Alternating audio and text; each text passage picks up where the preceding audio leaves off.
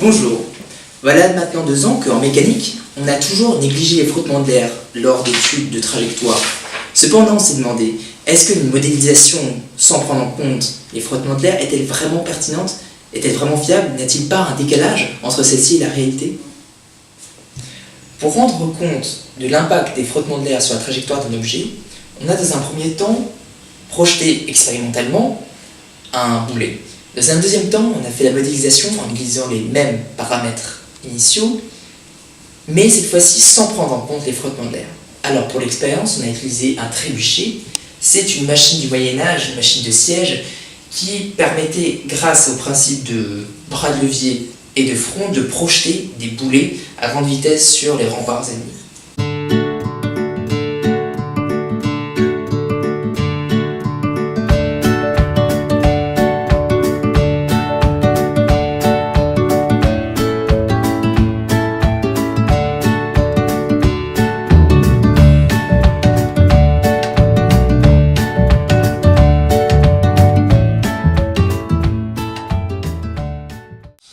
Lors de l'expérience, nous avons mesuré à l'aide d'un laser de qualité industrielle une valeur de 10,043 mètres pour le point d'impact.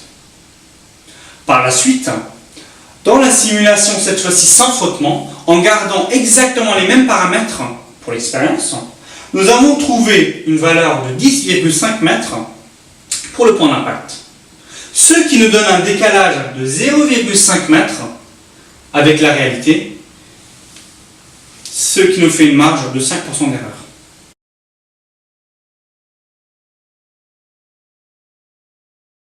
À partir de la vidéo de l'expérience, nous avons pu marquer les différentes positions successives du boulet grâce au logiciel Lattice.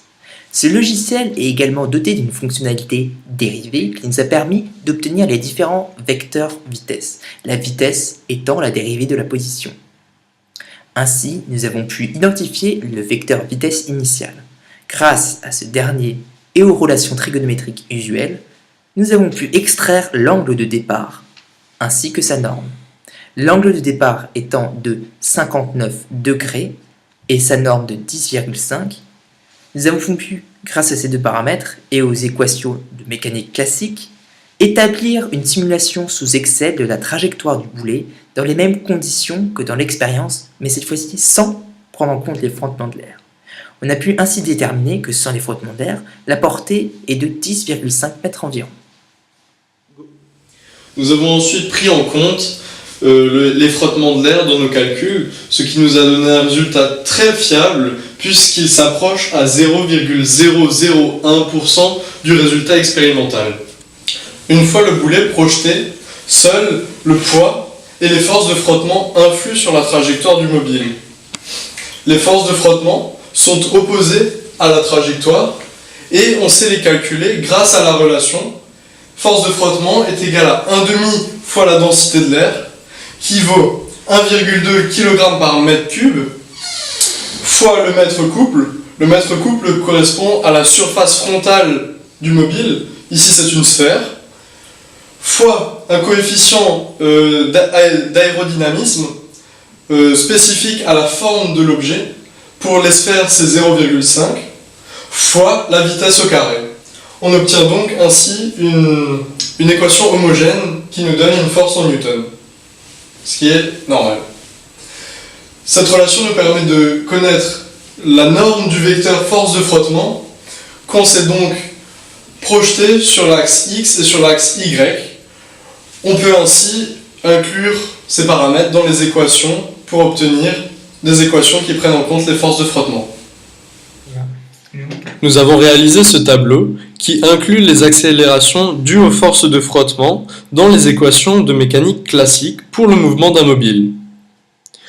Nous avons simplement appliqué la relation précédemment explicitée pour obtenir la valeur des forces de frottement que l'on a divisé par la masse pour obtenir les accélérations qui influent sur la trajectoire du mobile. On a donc obtenu une distance très fiable vis-à-vis de la réalité.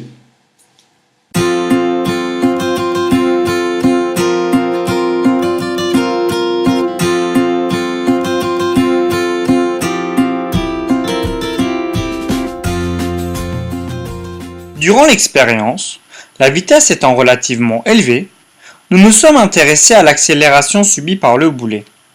Pour ce faire, nous avons exploité la vidéo précédente zoomée de notre trébuchet sur le logiciel Lattice Pro.